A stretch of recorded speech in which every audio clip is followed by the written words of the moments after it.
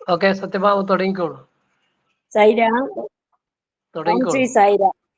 ഭഗവാന് ഭഗവാന്റെ തൃപ്പാദപത്മങ്ങളിൽ സാഷ്ടാംഗ പ്രണാമം.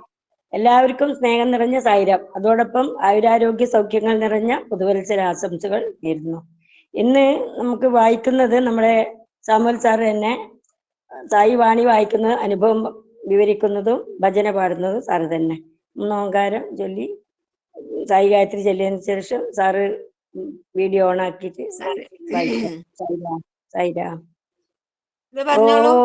ഓംകാരം.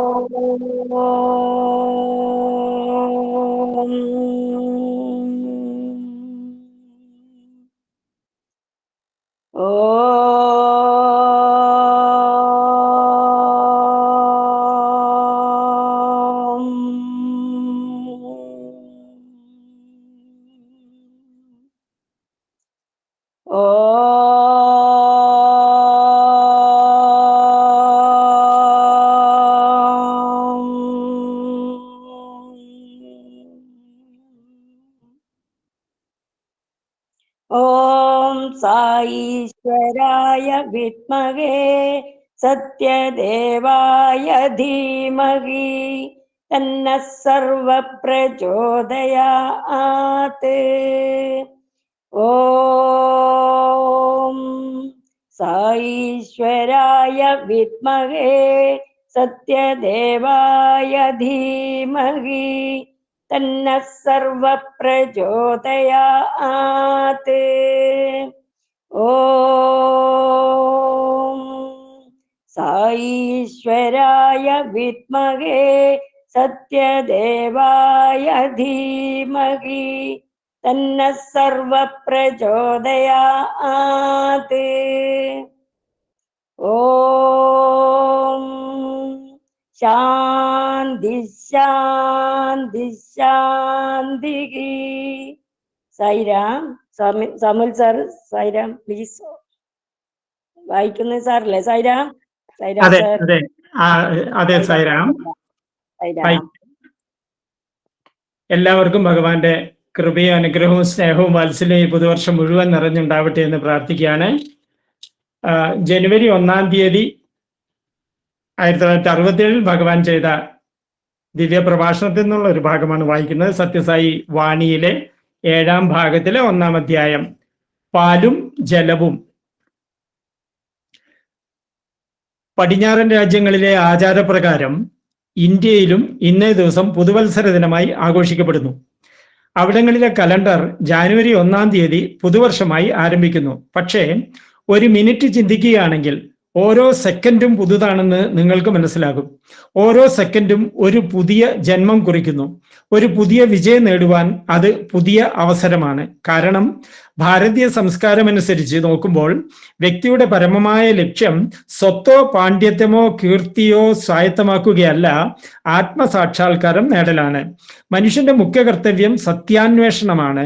അന്വേഷണത്തിലൂടെയും ഭക്തിയിലൂടെയും മാത്രമേ അത് സാധ്യമാവുകയുള്ളൂ. പ്രേമനിർഭരമായ ഹൃദയത്തിൽ മാത്രം വർഷിക്കപ്പെടുന്ന ഈശ്വരകൃപയെ അത് ആശ്രയിക്കുന്നതാകുന്നു. ഈശ്വരൻ എവിടെയുണ്ട് എന്ന് ഇക്കാലത്ത് പലപ്പോഴും ജനങ്ങൾ ചോദിക്കുന്നു. അനുസ്യൂതമായ ഈശ്വര നാമജപം കൊണ്ട് ഈശ്വരൻ എല്ലായിടത്തും ഉണ്ടെന്ന് പ്രഹ്ലാദൻ അറിഞ്ഞു. ഭഗവാൻ ഇവിടെ മാത്രമാണുള്ളത്, ഭഗവാൻ അവിടെയില്ല എന്നൊക്കെ ഉറപ്പിച്ചു പറയുന്നത് ശരിയല്ല. ഈ സത്യസാക്ഷാത്കാരം തീവ്രമായ സാധനയ്ക്ക് ശേഷം മാത്രമേ നേടാൻ കഴിയൂ. ഒരു ഡിപ്പാർട്ട്മെന്റ് സ്റ്റോറിൽ എല്ലാത്തരം ആകർഷക സാധനങ്ങളും നിങ്ങൾക്ക് കണ്ടേക്കാം. വെറുതെ ആവശ്യപ്പെടുന്നത് കൊണ്ട് അവ നിങ്ങളുടേതാവുകയില്ല. വില കൊടുക്കുന്ന സാധനങ്ങൾ മാത്രമേ നിങ്ങൾക്ക് ലഭിക്കുകയുള്ളൂ. സാക്ഷാത്കാരം നിങ്ങൾക്ക് വീട്ടിലേക്ക് കൊണ്ടുപോകുവാനുള്ള ഒരു ആകർഷക സാധനമായേക്കാം, പക്ഷെ അതിന്റെ വില നിങ്ങൾ കൊടുക്കേണ്ടതുണ്ട്. അഭ്യർത്ഥനകളും തർക്കവാദങ്ങളും മാത്രമാണ് നിങ്ങളുടെ കൈവശമുള്ളതെങ്കിൽ അത് നിങ്ങളുടേതാവുകയില്ല. ഒരു രാജ്യത്തിന്റെ അവിതർക്കിത പരമാധികാരി നിങ്ങളാകുമ്പോൾ മാത്രമേ നിങ്ങൾക്കൊരു രാജാവാകുവാൻ അർഹതയുള്ളൂ. ശത്രുക്കളാൽ പിന്തുടരപ്പെട്ട് സിംഹാസനത്തിൽ നിന്ന് നിങ്ങൾ ഒളിച്ചോടുമ്പോൾ ആ പദവിയുടെ അന്തസ്സ് നിങ്ങൾക്ക് എങ്ങനെ അനുയോജ്യമാക്കുവാൻ കഴിയും? അതുപോലെ തന്നെ ആന്തരിക ശത്രുക്കളായ കാമം, അത്യാഗ്രഹം, വിദ്വേഷം, അഹംഭാവം എന്നിവയെ പരാജയപ്പെടുത്തുകയും നിങ്ങളുടെ മേൽ അവിതർക്കിതമായ യജമാനത്വം സ്ഥാപിക്കുകയും ചെയ്യുമ്പോൾ മാത്രമേ നിങ്ങൾക്ക് സിംഹാസനം ആരോഹണം ചെയ്യുവാനും യജമാനനാണെന്ന് അവകാശപ്പെടാനും കഴിയൂ. ഈശ്വരൻ നിങ്ങളിൽ നിന്ന് അകലെയോ ഏതോ വിദൂരമായ സ്ഥലത്തോ അല്ല. ഭഗവാൻ നിങ്ങൾക്കുള്ളിൽ നിങ്ങളുടെ സ്വന്തം ആന്തരിക അൾത്താരയിലാണ്. അവിടെ ഭഗവാനെ കണ്ടെത്തുവാനും ആ കണ്ടുപിടുത്തത്തിൽ നിന്ന് സമാധാനവും സന്തോഷവും ഉൾക്കൊള്ളുവാനും കഴിയാത്തത് കാരണം മനുഷ്യൻ കഷ്ടപ്പെടുന്നു. ജീവൻ നിലനിർത്തുന്ന ജലം കയ്യെത്താവുന്നിടത്താണെന്ന് മനസ്സിലാക്കാൻ കഴിയാത്ത കാരണം ഒഴുകിക്കൊണ്ടിരിക്കുന്ന നദിയിൽ മുട്ടോളം വെള്ളത്തിൽ നിന്ന് വസ്ത്രങ്ങൾ അലക്കിക്കൊണ്ടിരിക്കുന്ന അലക്കുകാരൻ ദാഹം കൊണ്ട് മരിച്ചു. അവനൊന്ന് കുനിയുകയും വെള്ളം കുടിക്കുകയും ചെയ്താൽ മതിയായിരുന്നു. അങ്ങനെയാണ് മനുഷ്യന്റെ കഥ. അവന് ബാഹ്യമായി ഈശ്വരനെ അന്വേഷിച്ച് നിരാശയോടെ ബന്ധപ്പെട്ട് ഓടുകയും പുനർജനിക്കുവാൻ മാത്രമായി ലക്ഷ്യം പ്രാപിക്കാതെ ഭഗ്നാശനും വ്യഗ്രമനസ്കനുമായി മരിക്കുകയും ചെയ്യുന്നു. ശബ്ദായമാനവും ആഹ്ലാദകരവുമായ ജീവിത ഘോഷയാത്രയിൽ വ്യാപൃതമായിരിക്കുന്ന അവസരത്തിൽ ഈശ്വര സാക്ഷാത്കാരം എന്ന ലക്ഷ്യം കൈവിട്ടു പോകാതെ മനുഷ്യൻ നിലനിർത്തണം. സമ്പന്ന രാഷ്ട്രങ്ങൾ എത്തിയിരിക്കുന്ന ഉന്നതമായ ജീവിത നിലവാരത്തിൽ ചില ആളുകൾ അസൂയാലുക്കളാണ്. എന്നാൽ പാശ്ചാത്യരുടെ സുഖഭോഗ സമൃദ്ധവും പൊങ്ങച്ചം കൊള്ളുന്നതുമായ ജീവിതത്തെക്കാൾ ഗുണകരമായ ജീവിതത്തിന് ഭാരതത്തിലുള്ള ദാരിദ്ര്യം കൂടുതൽ പൊരുത്തപ്പെടുന്നു. കടലിന് ഒരു വിശാല ജലപ്പരപ്പുണ്ട്, പക്ഷേ മനുഷ്യന്റെ ദാഹം ശമിപ്പിക്കുവാൻ അതിന് കഴിയുമോ? അതുപോലെ ഒരു മനുഷ്യൻ എത്രയധികം നേടിയാലും വിരക്തി വളർത്തിയില്ലെങ്കിൽ അത് വ്യർത്ഥം മാത്രമാണ്. ഇന്ദ്രിയ വിഷയകമായ സുഖങ്ങളിൽ നിന്നും വസ്തുനിഷ്ഠമായ വ്യാപാരങ്ങളിൽ നിന്നുമുള്ള വിരക്തി ഈശ്വരനിലേക്കും ഈശ്വരീയതയിലേക്കുള്ള പ്രേമത്തിന്റെ വളർച്ചയ്ക്ക് സഹായിക്കുന്നു. ഈശ്വരൻ ആരാണ് എന്ന അന്വേഷണത്തിന് തുനിയുന്നതിന് മുമ്പ് താൻ ആരാണെന്ന് അവൻ കണ്ടുപിടിക്കണം.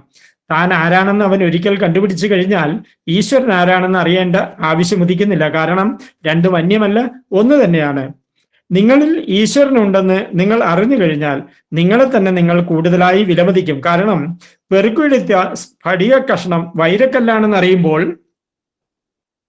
കൂടുതൽ സുരക്ഷിതത്വത്തിനായി ഉറപ്പുള്ള ഇരുമ്പ് പെട്ടിയിൽ അതിനെ ഒരുവൻ സൂക്ഷിക്കുന്നു. ഒരു ശില്പി ഒരു പാറക്കഷ്ണം മനോഹരമായ ഈശ്വര വിഗ്രഹമാക്കി മാറ്റിയാൽ അത് വളരെയേറെ വിലമതിക്കപ്പെടുകയും പ്രൗഢഗംഭീരമായ ഒരു ക്ഷേത്രത്തിൽ പ്രതിഷ്ഠിക്കപ്പെടുകയും തലമുറകളാൽ ക്രിയാചാരങ്ങളോടെ അത് ആരാധിക്കപ്പെടുകയും ചെയ്യുന്നു. മാതാപിതാക്കൾ കുട്ടികളെ ഈ വിധം ഉപദേശിക്കേണ്ടതാണ്.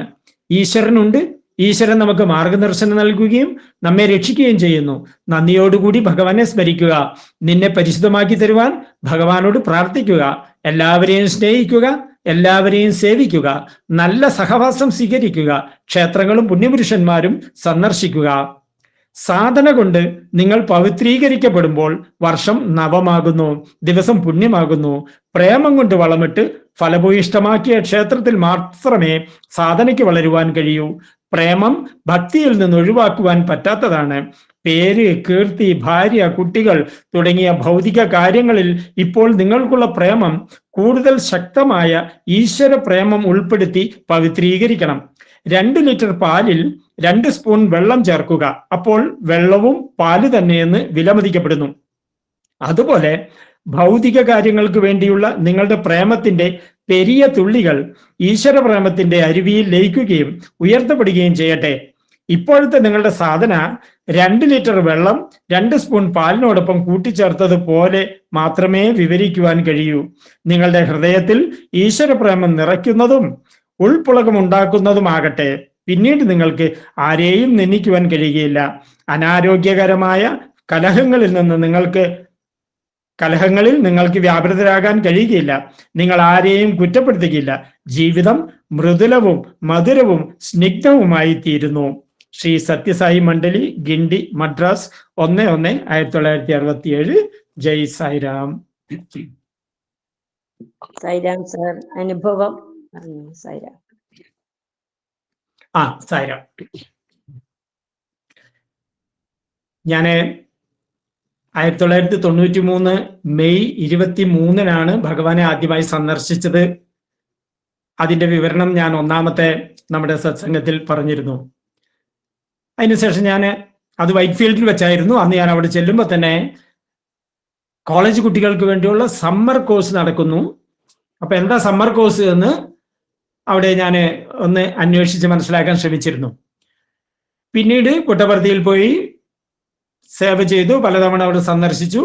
അടുത്ത വർഷവും സമ്മർ കോഴ്സ് നടക്കുന്നു എന്ന് അറിഞ്ഞപ്പോൾ ഞാൻ അതിന്റെ ഡീറ്റെയിൽസ് ഒക്കെ ചോദിച്ചു. അപ്പോ ഇന്ത്യൻ സ്പിരിച്വാലിറ്റി ആൻഡ് കൾച്ചർ എന്നതാണ് സമ്മർ കോഴ്സിന്റെ വിഷയം. ഭാരതത്തിന്റെ പൈതൃകവും ആത്മീയ സംസ്കാരവും അടിസ്ഥാനപ്പെടുത്തിക്കൊണ്ട് വിവിധങ്ങളായ വിഷയങ്ങളെ പറ്റി 1 മാസം നീണ്ടു നിൽക്കുന്ന സമ്മർ കോഴ്സ്. ഇന്ത്യയിലെ മുഴുവൻ യൂണിവേഴ്സിറ്റികളിൽ നിന്ന് തെരഞ്ഞെടുക്കപ്പെട്ട 1000-ഓളം കുട്ടികൾക്ക് വേണ്ടിയാണ് സമ്മർ കോഴ്സ് 1 മാസം നടക്കുന്നത്.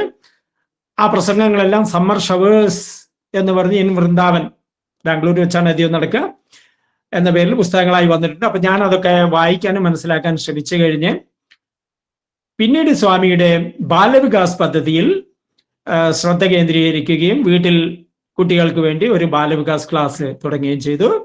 എൻ്റെ മക്കളും അടുത്ത വീട്ടിലെ മക്കളെല്ലാം ഉൾപ്പെട്ട് ആ ക്ലാസ് 6 വർഷക്കാലം നീണ്ടു നിന്നിരുന്നു. അതിൻ്റെ ഇടയ്ക്ക് എനിക്ക് ഒരാശയം വന്നു. ഭഗവാൻ നടത്തുന്ന പോലെ ഒരു സമ്മർ കോഴ്സിന്റെ മിനി പതിപ്പ് ഞങ്ങളുടെ വയനാട്ടിൽ വെച്ച് നടത്തണമെന്ന് ഒരാഗ്രഹം വന്നു. ഞാൻ സ്കൗട്ട് മാസ്റ്റേഴ്സിന് ട്രെയിനിങ് കൊടുക്കുന്ന സ്കൗട്ട് ട്രെയിനിങ് ടീമിലെ സ്റ്റേറ്റ് മെമ്പർ ആയതുകൊണ്ട് ഒരു 10 ദിവസത്തെ ആക്ടിവിറ്റി ഓറിയന്റഡ് ക്യാമ്പ് എങ്ങനെ പ്ലാൻ ചെയ്യണമെന്ന് എനിക്ക് നല്ലൊരു പ്ലാനിങ് സ്കില്ലൊക്കെ അതിൽ കൂടി ഞാൻ നേടിയെടുത്തിട്ടുണ്ട്. അതുപ്രകാരം ഒരു 5 ദിവസത്തെ സ്പിരിച്വൽ ക്യാമ്പിന് ആവശ്യമായ പ്രോഗ്രാം എല്ലാം എഴുതി തയ്യാറാക്കി, മിനിറ്റ് ബൈ മിനിറ്റ് പ്രോഗ്രാമുകൾ തയ്യാറാക്കി. അതിൽ കളികൾ, പാട്ടുകൾ, സ്തോത്രങ്ങൾ, കഥകൾ, പിന്നെ അഡ്വഞ്ചർ ആക്ടിവിറ്റീസ്, രാവിലത്തെ ഓങ്കാര സുപ്രഭാതങ്ങള്, ടെമ്പിൾ വിസിറ്റ്, മറ്റ് ഹൈക്ക്, അങ്ങനത്തെ എല്ലാ കാര്യങ്ങളും ഡീറ്റെയിൽസ് പ്ലാൻ ചെയ്തു. അതെല്ലാം പേപ്പറുകൾക്കകത്ത് എഴുതി വീണ്ടും വീണ്ടും തിരുത്തൽ വരുത്തി പെർഫെക്റ്റ് ആയ ഒരു പ്രോഗ്രാം ആക്കി 5 days. ആദ്യത്തെ ദിവസം ഉച്ചയ്ക്ക് ശേഷം വരുന്നു, 3 ദിവസം അവിടെ താമസിക്കുന്നു, അവസാനത്തെ ദിവസം ഉച്ചഭക്ഷണം കഴിച്ച് കുട്ടികൾ തിരിച്ചു പോകുന്നു. ആ രീതിയിൽ വളരെ ഡീറ്റെയിൽഡ് ആയിട്ട് പ്രോഗ്രാം പ്ലാൻ ചെയ്ത് റെഡിയാക്കി വെച്ച് എഴുതി തയ്യാറാക്കി. എന്നിട്ട് ഞാൻ പഠിപ്പിക്കുന്ന മേപ്പാടി ഗവൺമെന്റ് ഹൈസ്കൂളിലും പിന്നെ തൊട്ടടുത്ത് എനിക്ക് പരിചയമുള്ള കൽപ്പറ്റ SKMJ ഹൈസ്കൂളിലും ഞാൻ അപ്ലിക്കേഷൻസ് കൊണ്ട് ഹെഡ് മാസ്റ്റർമാരുടെ അടുത്ത് കൊടുക്കുകയും അത് പൂരിപ്പിച്ച് വാങ്ങുകയും ചെയ്തു. അതിൽ നിന്ന് തെരഞ്ഞെടുത്ത 40 കുട്ടികൾ, അവർക്ക് വേണ്ടിയാണ് ക്യാമ്പ് പ്ലാൻ ചെയ്തത്. ഏതായാലും അന്ന് ഞങ്ങളുടെ കൽപ്പറ്റ സമിതിയിലാണ് ഞാൻ പോകുന്നത്. കൽപ്പറ്റ സമിതിയുടെ കൺവീനർ കോഓപ്പറേറ്റീവ് ബാങ്കിൽ നിന്ന് മാനേജറായിട്ട് റിട്ടയർ ചെയ്ത ജയരാമക്കുറുപ്പ് സാറാണ്. അദ്ദേഹത്തിന് കാര്യങ്ങൾ വിശദീകരിച്ചപ്പോൾ വളരെ ആവേശമായി. അദ്ദേഹം എല്ലാം നന്നായി നടത്തുന്നതിന് വേണ്ട ക്രമീകരണങ്ങളൊക്കെ ചെയ്തു. അങ്ങനെ ഞാൻ അതിനു മുമ്പ് ഒന്ന് പുട്ടപർത്തിയിൽ പോയി ഭഗവാന്റെ അടുത്ത് നിന്ന് പെർമിഷൻ വാങ്ങണം ഇത് എന്ന് വിചാരിച്ച് ഞാൻ വ്യക്തമായി എല്ലാം പേപ്പറുകൾക്കകത്ത് എഴുതി തയ്യാറാക്കി ഒരു കവറിനകത്ത് ഇട്ട് വെച്ച് നേരെ പുട്ടപർത്തിയിൽ ഒറ്റയ്ക്ക് പോയി. അവിടെ പോയി രാവിലെ ദർശനത്തിനിരിക്കുമ്പോൾ സ്വാമി നടന്നെടുത്ത് വന്നു. ദൂരന്നേ എന്നെ ഇങ്ങനെ ഓട്ടക്കണ്ണിട്ട് നോക്കുന്നുണ്ട്, ഒരു കുസൃതി പുഞ്ചിരിയുണ്ട്. തൊട്ടടുത്ത് വന്നപ്പോ ഞാൻ മുട്ടുകുത്തി എണീറ്റ് എന്ന് പറഞ്ഞു, സ്വാമി ബാലവികാസ് ക്യാമ്പ്. സ്വാമി ഉടനെ നോക്കിയിട്ട് ചുണ്ടൊന്ന് വക്രിച്ചിട്ട് പറഞ്ഞു, ഉക്കാറ്. അപ്പൊ ഞാൻ പെട്ടെന്ന് ആശയക്കുഴപ്പത്തില്ല. എന്താ എന്നോട് ഉക്കാറ് എന്ന് പറഞ്ഞാൽ ഇരിക്കാനാ പറയണത്. ഇരിക്കും എന്ന് പറയുന്നത് എന്താണ്? സ്വാമി കേൾക്കാത്തതുകൊണ്ടാണോ? ഞാൻ വീണ്ടും ഒന്നും കൂടി മുട്ടുകുത്തി ഒന്നും കൂടി എണീറ്റിട്ട് സ്വാമി summer camp, Balvikas summer camp എന്ന് വിളിച്ചു പറഞ്ഞു. ഉടൻ സ്വാമി ഒന്നും കൂടി കുറച്ച് രൂക്ഷമായ രീതിയിൽ ഉക്കാറ് എന്ന് പറഞ്ഞ് കൈ കൊണ്ട് ഇങ്ങനെ കാണിച്ച് ഉക്കാറ് എന്ന് പറഞ്ഞു. ഞാൻ തളർന്ന് അവിടെ ഇരുന്നു. എന്ത് സ്വാമി എന്നോട് സംസാരിച്ചു, പക്ഷെ എന്നോട് ഇരിക്കാനാണല്ലോ പറഞ്ഞത്. എന്താ ഇതിന്റെ അർത്ഥം എനിക്ക് മനസ്സിലാവുന്നില്ലല്ലോ. ക്യാമ്പ് വേണ്ടെന്നാണോ സ്വാമി ഉദ്ദേശിച്ചത്? അതോ നീ വലിയ പടപ്പും ചാടലൊന്നും വേണ്ട, വെറുതെ ഇരുന്നാൽ മതി, എല്ലാം ഞാൻ ചെയ്തോളാം, നിന്നിൽ കൂടി ഞാനാ ചെയ്യുന്നതാണോ, ഒന്നും എനിക്ക് മനസ്സിലാവുന്നില്ലല്ലോ എന്ന് പറഞ്ഞിട്ട് ദർശനം കഴിഞ്ഞ് ഞാൻ പിന്നീട് ബുക്ക് സ്റ്റാളിൽ പോയിട്ട് ഒരു പുസ്തകം ഏതെങ്കിലും ഒന്ന് വാങ്ങാന്ന് വിചാരിച്ച് തപ്പാൻ തുടങ്ങി. അപ്പൊ ഞാൻ എപ്പോൾ പുട്ടപർത്തി പോയാലും അവിടുത്തെ ബുക്ക് സ്റ്റോറിൽ പോയിട്ട് ഒരു പുസ്തകം വാങ്ങും. അത് ഞാനിങ്ങനെ നോക്കി നടന്ന് മറിച്ചൊക്കെ നോക്കുമ്പോൾ ഇതെടുക്കുക എന്ന് ഉള്ളിൽ നിന്ന് പ്രേരണ വരുമ്പോഴേ ഞാൻ എടുക്കുക. അത്തവണ ഞാൻ അങ്ങനെ നോക്കിയെടുത്തത് നമ്മുടെ സ്വാമിയുടെ പിന്നെ ബയോഗ്രഫി എഴുതിയ കസ്തൂരി സ്വാമിയുടെ മകൻ മൂർത്തിയുടെ ഒരു പുസ്തകമാണത്. അദ്ദേഹം ചെറുപ്പം മുതലേ ഭഗവാന്റെ കൂടെ വളർന്നതാണ്. ജിയോളജിസ്റ്റ്, ഇന്ത്യയുടെ വലിയ ജിയോളജിസ്റ്റ് ആയിട്ട് റിട്ടയർ ചെയ്ത ആളാണ് മൂർത്തി. ആ പുസ്തകം എടുത്ത് ഞാൻ വെറുതെ ഇത് കൊള്ളാമോ നോക്കാമോ വായിക്കാൻ പറ്റുമോ നോക്കിയിട്ട് ഞാൻ മറയ്ക്കുമ്പോൾ പെട്ടെന്ന് ഒരു ചാപ്റ്ററിന്റെ ഹെഡിങ് സിറ്റ് ഡൗൺ എന്നാണ്.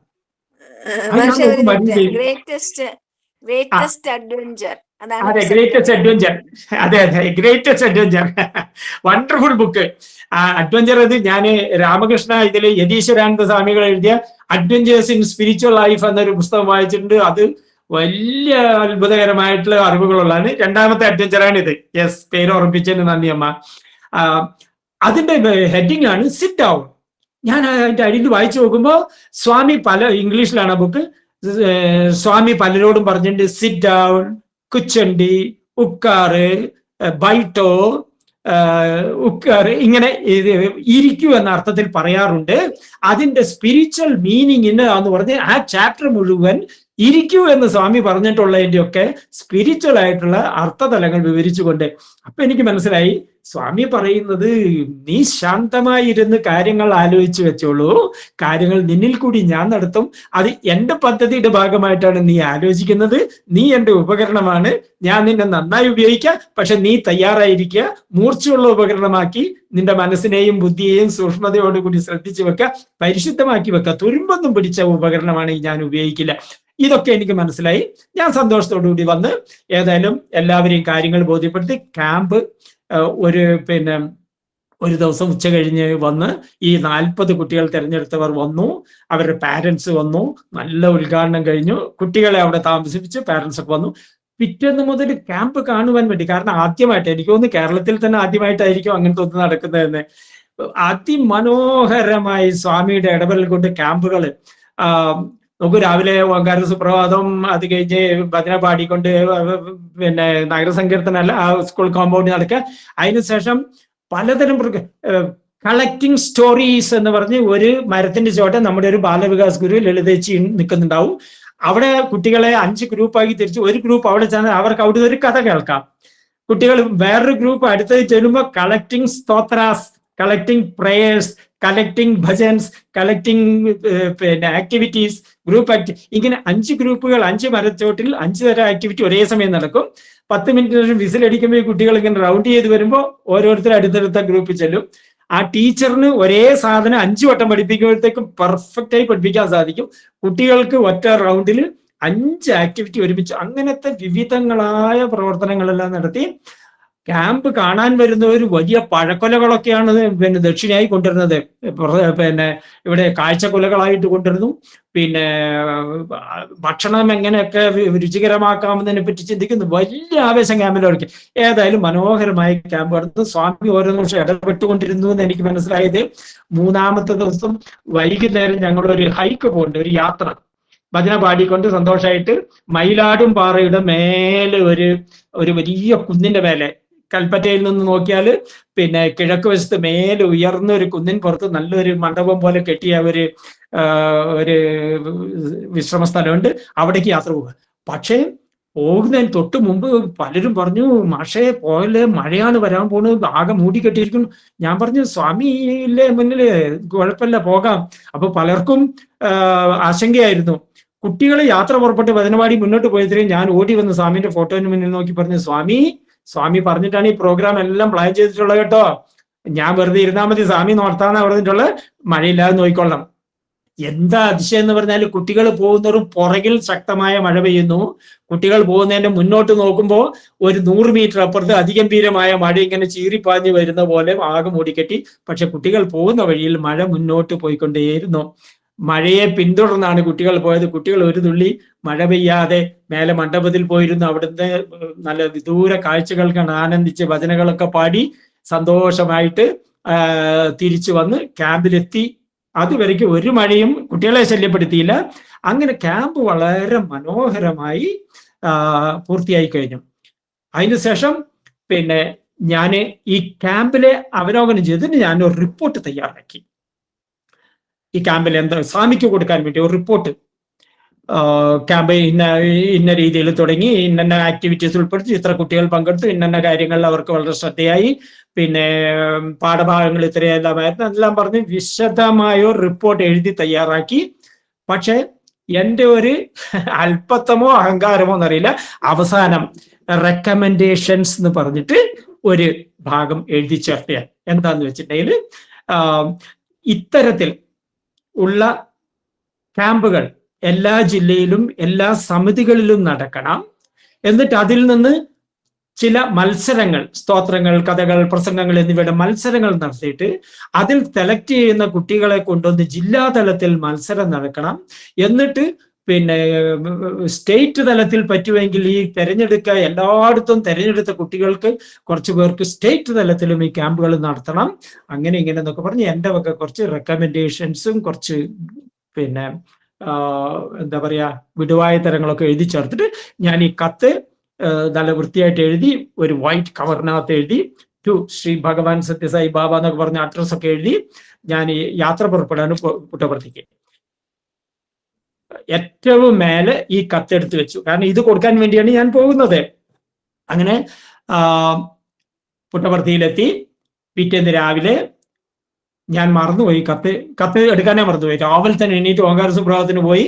അങ്ങനെ പിന്നെ ഭജനയ്ക്ക് പോയിരുന്നു, ദർശനത്തിന് പോയിരുന്നു. അന്നൊക്കെ രാവിലെ സ്വാമി 6:30, 6:45 ദർശനത്തിന് വരും. സ്വാമി നേരെ അടുത്ത് വന്നിട്ട് തൊട്ടടുത്ത ആളുടെ അടുത്ത് നിന്ന് ഒരു കത്ത് വാങ്ങി. അപ്പോഴാണ് ഞാൻ കത്ത് മറന്നുപോയല്ലോ ഭഗവാനേ എന്ന് വിചാരിക്കുന്നത്. സ്വാമി ഒരു പുഞ്ചിരിയോടുകൂടി എൻ്റെ നേരെ കൈ നീട്ടി. അപ്പൊ പുറകിൽ നിന്ന് ആരോ കത്ത് നീട്ടിയിട്ട് സ്വാമിന്റെ വിരലിന്റെ ഇടയിൽ വെച്ച് നോക്കി. എന്നെ നോക്കിക്കൊണ്ട് സ്വാമി വിരൽ നീട്ടി ഇങ്ങനെ നിൽക്കുകയാണ്. കത്ത് ഉണ്ടെങ്കിൽ താ എന്ന് പറഞ്ഞിട്ട് ഞാൻ കത്തെടുക്കാൻ മറന്നുപോയി. അയ്യോ പറ്റിച്ചല്ലോ സ്വാമി എന്ന് പറഞ്ഞിട്ട് സങ്കടത്തോടു കൂടി ഞാൻ ദർശനം കഴിഞ്ഞപാട് ഓടി റൂമിൽ പോയി ബാഗ് തുറന്ന് നോക്കുമ്പോ കത്ത് കാണാനില്ല, കവർ കാണാനില്ല. ഞാൻ ഡ്രസ്സെല്ലാം പുറത്തെടുത്തിട്ട് തിരിച്ചും മറിച്ചും എല്ലാ അറകളും മുഴുവൻ തപ്പി കാണാനില്ല, കത്ത് കാണാനില്ല. അയ്യോ ഇതെവിടെ പോയി? വീണ്ടും വലിയ ആശങ്കയായി.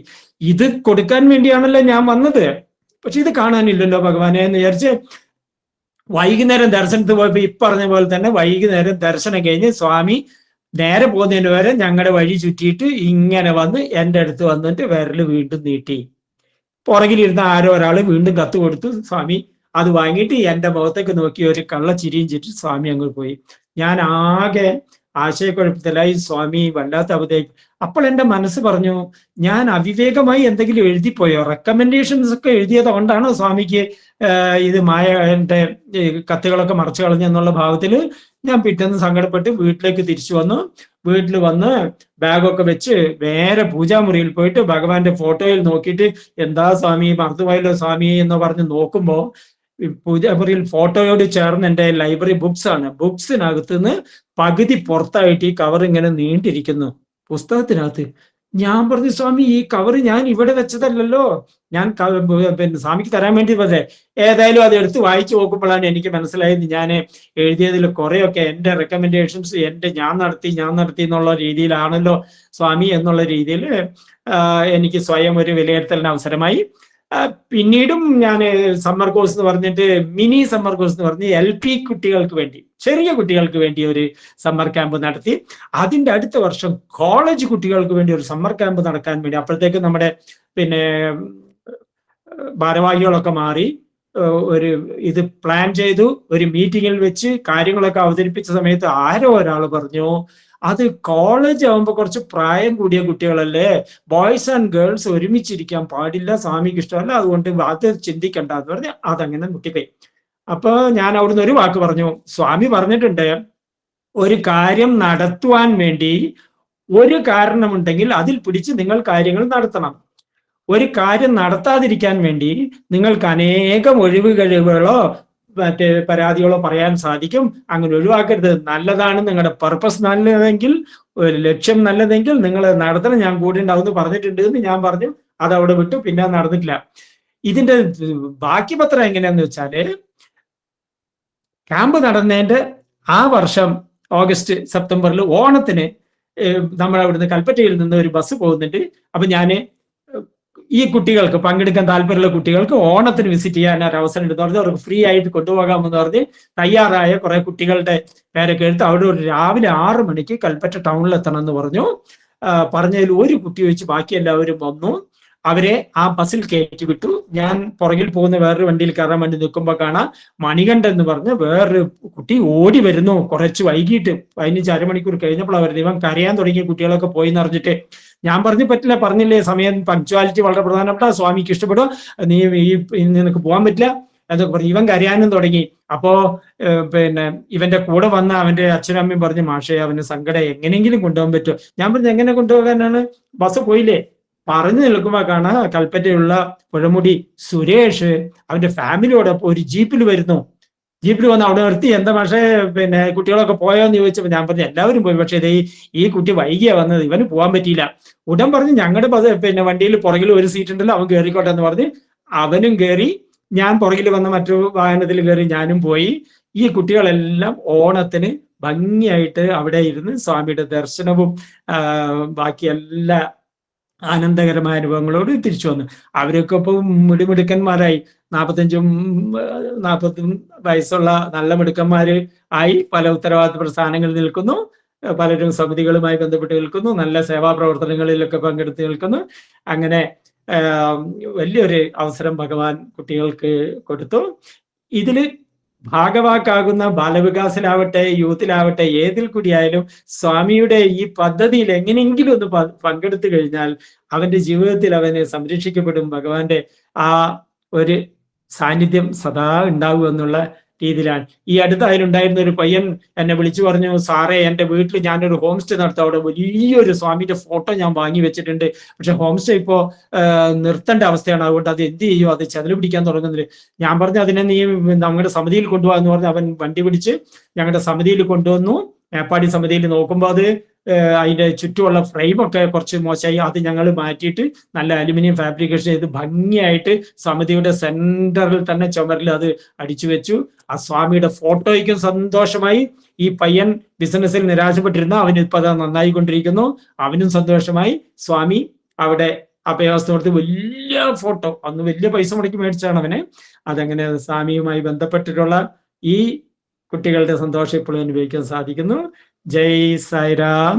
ഇതാണ് ബാലവികാസിലൂടെ സമ്മർ ക്യാമ്പിനെ പറ്റിയുള്ള അനുഭവം. സായിരാം. സായിരാം. ഭഗവാന്റെ പ്രസന്റേഷൻ. താങ്ക് യു മാഷേ.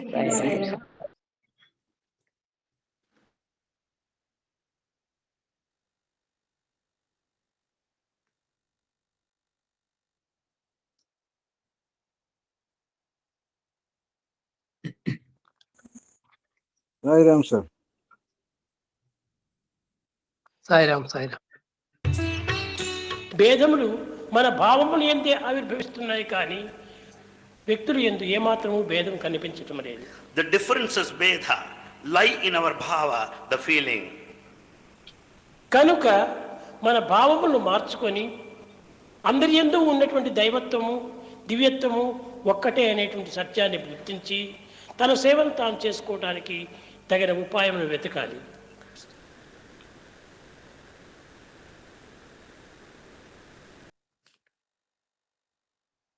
The divinity, the principle of divinity, which is the truth present in everyone. కనుక మానవుని యొక్క పరివర్తన యందే సర్వము ఇమిడి ఉంటున్నది. In fact, it is in this divinity where lies everything. నైతికంగా, ధార్మికంగా, ఆధ్యాత్మికంగా, లౌకికంగా, కర్మరీతిగా అన్నింటి యందు ఒకే శక్తి కలిగి ఉంటున్నది. In moral, ethical, spiritual aspects, we find the same oneness. చేతులతో పని చేసినా, నోటితో మాట్లాడినా, తలతో విచారం చేసినా, ఇవన్నీ కూడా ఒకే భావంతో కూడుకుంటాయి. The work that we do with our hands and the words that we speak with our mouth, చేతులు and the వేరు, thoughts కాళ్ళు with our వేరు, head తల వేరుగా ఉండవచ్చును. will have the same principle. The limbs may be different. అన్నింటి యందు ఉన్నటువంటి యొక్క దివ్య శక్తి ఒక్కటే. The divine power is one and the same in all. అట్టి భావాన్ని మీరు గుర్తించినప్పుడే దివ్యమైన సేవగా రూపొందుతుంది. When we really understand, experience this feeling, it could be a divine service. ఏదో నేను గొప్ప సేవ చేస్తున్నానని భావించి అహంకార పడుతుంటారు. We are egoistic because of high service, great service. సేవ అనేటువంటిది మొట్టమొదట అహంకారాన్ని చంపివేస్తుంది. Service, first of all, kills this ego. ఏ మాత్రం కూడాను మానవుని యందు అహంకారం ఉండినా అది సేవ అనిపించుకోదు. When there is a trace of ego, you cannot call it a service. కనుక మనము అహంకారమును మొట్టమొదట అణుచుకోవాలి. Therefore, we have to subdue our ego. ఈ అహంకారం అనేటువంటి దానికి కారణం ఏమిటి? What is the reason behind ego? దేహాభిమానం అధికంగా ఉండినటువంటి వాడే అహంకారాన్ని పెంచుకుంటాడు. The one with body attachment will be egoistic. దేహాభిమానం క్రమక్రమేణా తగ్గించుకున్నప్పుడు అహంకారం దాని చుట్టుపట్ల కూడా తిరగడానికి వీలుండదు. When once you reduce this body attachment, ego will run away. కనుక మానవులకు మొట్టమొదట అహంకారం నిర్మూలం చేయాలి. Therefore, man must kill this ego. అప్పుడే మానవుని యందు ఏకాత్మ భావము సంభవిస్తుంది. Then only there arises this oneness. మనం ఎవరికి చేసినా కూడాను తన ఆత్మస్వరూపుడైనటువంటి భగవంతునికి సేవ చేస్తున్నాననే భావం కలిగి ఉండాలి. You may serve anybody. Consider that it is service rendered to the spirit which is one and the same in all.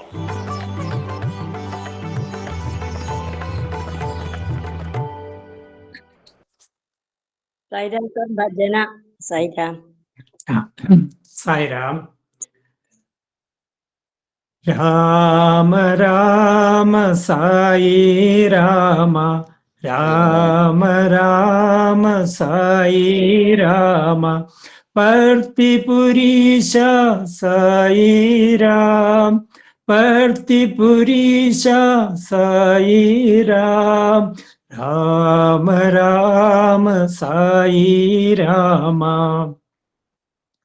మధుర మనోహర సుందర నామ, మధుర మనోహర సుందర నామ, శ్యామళ కోమళ నయనభిరామ, శ్యామళ కోమళ నయనభిరామ, రవికుల మండన రాజన రామ, రవికుల మండన రాజన రామ, పరమ పావన మంగళధామ, పరమ పావన మంగళధామ.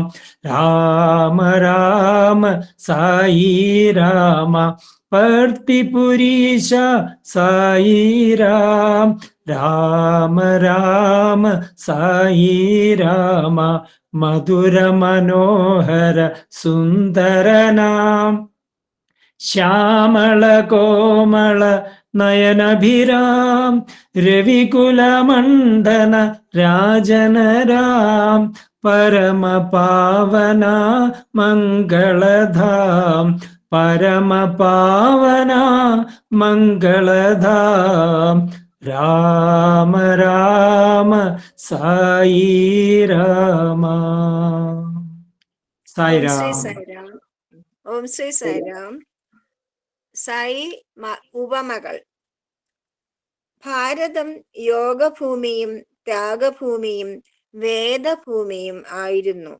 അത് സമാധി, അതായത് സമധി, അതിനെപ്പറ്റി പറഞ്ഞു. സമധി എന്നാൽ എല്ലാത്തിനെയും സമമായി കാണുന്ന, ഈശ്വരീയമായി കാണുന്ന വിവേകം എന്നാണ് അർത്ഥം. സമത്വം എന്നത് ഉൽപ്പത്തിയുടെയും അന്തസത്തയുടെയും അവസ്ഥയാണ്. തടാകങ്ങളിലും കുഴികളിലും കുളങ്ങളിലും നദികളിലും കിണറുകളിലും ഉള്ളത് മഴവെള്ളം തന്നെയാണ്. പക്ഷേ മഴവെള്ളം പതിക്കുകയും ഉൾക്കൊള്ളുകയും ചെയ്യുന്ന സ്ഥലത്തിനനുസരിച്ച് അതിൻ്റെ സ്വാദും നിറവും രൂപവും നാമവും ഒക്കെ വ്യത്യസ്തമാകുന്നു. ഈശ്വരാനുഗ്രഹം പരിശുദ്ധവും മലിനമാകാത്തതുമായ എല്ലായിടത്തും ഒരുപോലെ പതിക്കുന്നതായ മഴ പോലെയാണ്. പക്ഷേ അത് പതിക്കുന്ന മനുഷ്യ ഹൃദയത്തിനെ ആശ്രയിച്ചാണ് അത് എങ്ങനെ സ്വീകരിക്കപ്പെടുന്നു, അതിൻ്റെ രൂപം എന്തായിരിക്കും എന്ന് തീരുമാനിക്കപ്പെടുന്നത്. ജയ് സായിരാം. സായിരാം. നാളെ ഭഗവത്ഗീതയാണ് പ്രഭാരി സാറിന്റെ. മറ്റന്നാള് വെള്ളിയാഴ്ച ശ്രീദേവി അനില് തിരുവനന്തപുരം ബാലവികാസ് കുട്ടിയാണ്. സായിരാം. ശാന്തി മന്ത്രം പറയട്ടെ. സമസ്തലോകാ സുഖിനോ ഭവന്തു, സമസ്തലോകാ സുഖിനോ ഭവന്തു, സമസ്തലോകാ സുഖിനോ ഭവന്തു. ഓം ശാന്തി ശാന്തി ശാന്തി. എല്ലാവർക്കും സായിരാം സായി.